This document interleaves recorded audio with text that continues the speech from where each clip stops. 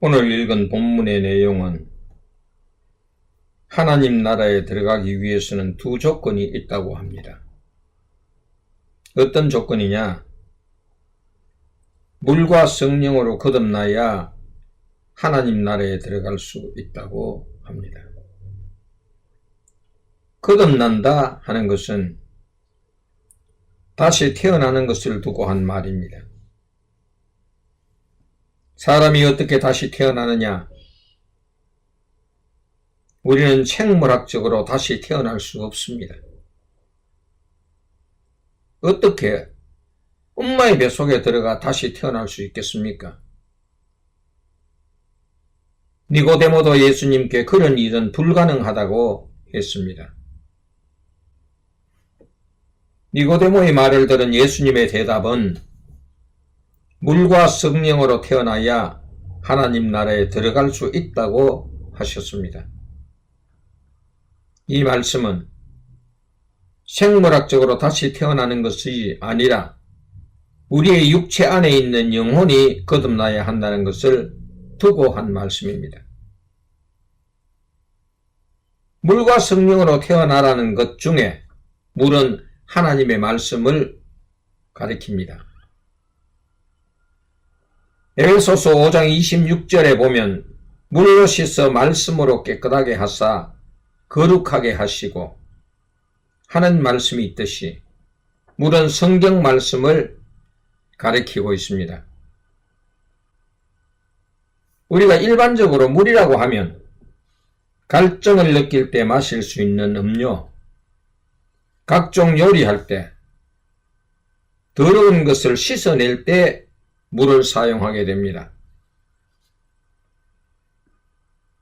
비온 후 차에 더러운 오물이 묻었을 때 세차를 하고 나면 차가 깨끗합니다.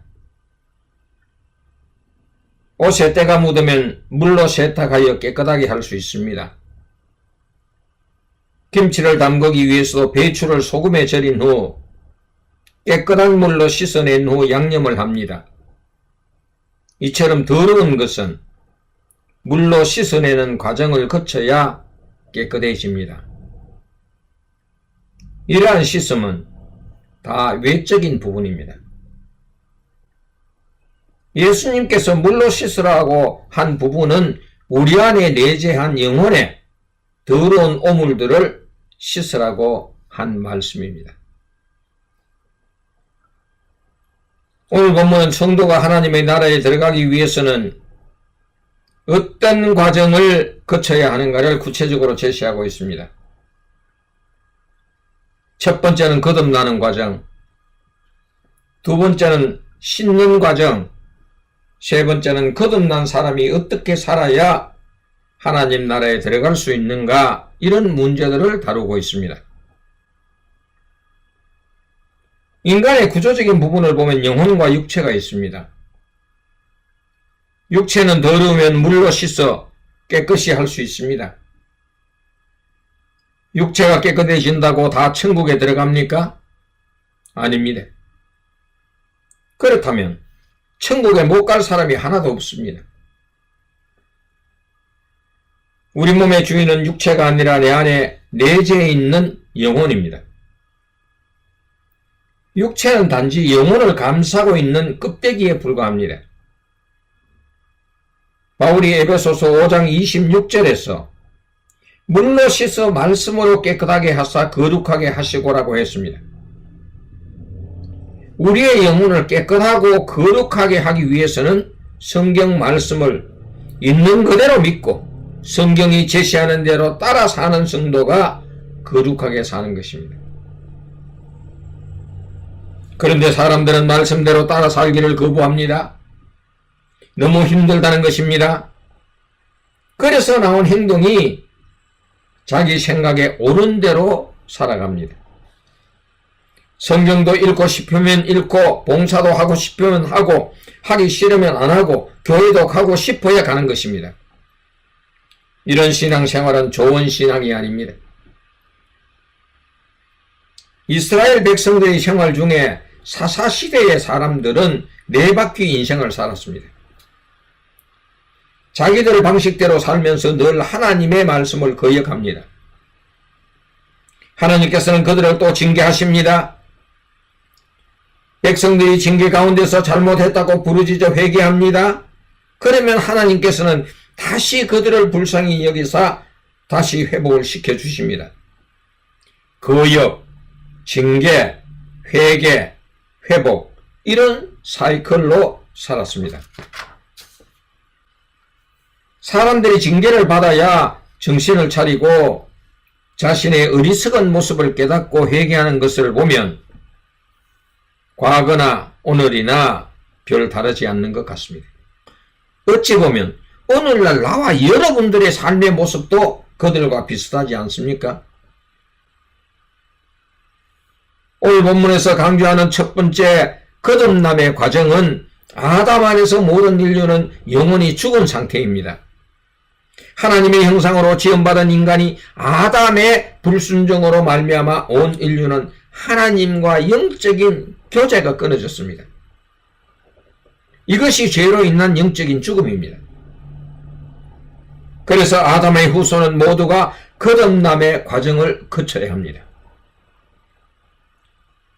사도 바울은 고린도전서 15장 22절에서 아담 안에서 모든 사람이 죽은 것 같이 그리스도 안에서 모든 사람이 삶을 얻으리라고 하였습니다. 이 말은 예수 믿고 영원히 거듭나라는 것입니다. 사도행전 16장 31절에도 주 예수를 믿으라 그리하면 너와 내 집이 구원을 받으리라 기록하고 있습니다.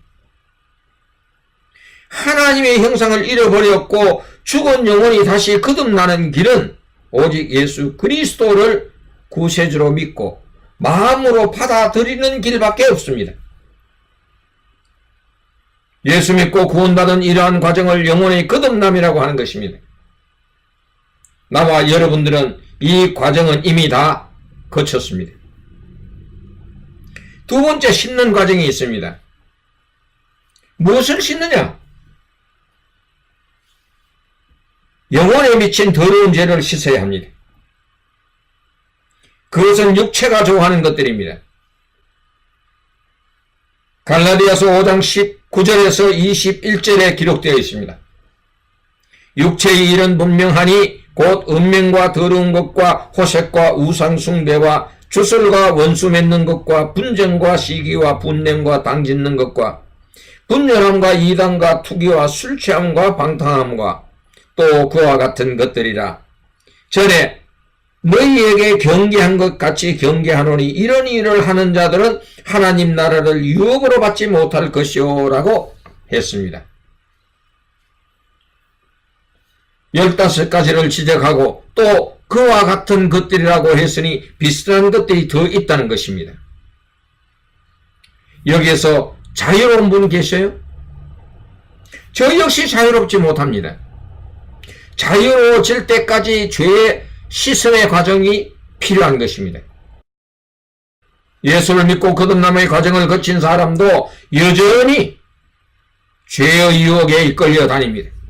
아마 지금도 죄의 종로로 다며 살아가는 사람이 있을지 모릅니다. 죄의 감옥에서 빨리 탈출합시다. 죄 중에 가장 큰 죄가 하나님의 말씀을 믿지 않는 것이고 두 번째는 하나님의 말씀을 지키지 않는 것입니다. 인류의 시조인 아담이 하나님의 말씀을 지키지 못하였으므로 하나님과 관계가 단절되고 최초로 죄인이 된 것입니다. 그러나 하나님의 사랑은 자신의 형상대로 창조된 인간과 관계가 회복되기를 원하시지 죄인으로 살아가는 것을 원하시지 않으십니다. 죄인을 구원하기 위하여 독생자 예수 그리스도를 2000년 전에 이 땅에 보내시고 인류의 모든 죄를 그에게 감당하게 하셨습니다. 예수 그리스도의 탄생과 십자가의 죽음과 부활이 이것을 증명하고 있습니다. 그러므로 구원받은 사람은 예수의 피로 죄를 깨끗이 씻는 과정이 있어야 합니다. 요한일서 1장 7절 하반절에 보면 그 아들 예수의 피가 우리를 모든 죄에서 깨끗게 하실 것이오 라고 하였습니다. 우리가 늘 부르는 찬송가에도 보면 이런 가사가 있습니다. 그 찬송가 184장에 보면 나의 죄를 씻기는 예수의 피밖에 없네. 다시 정케하기도 예수의 피밖에 없네.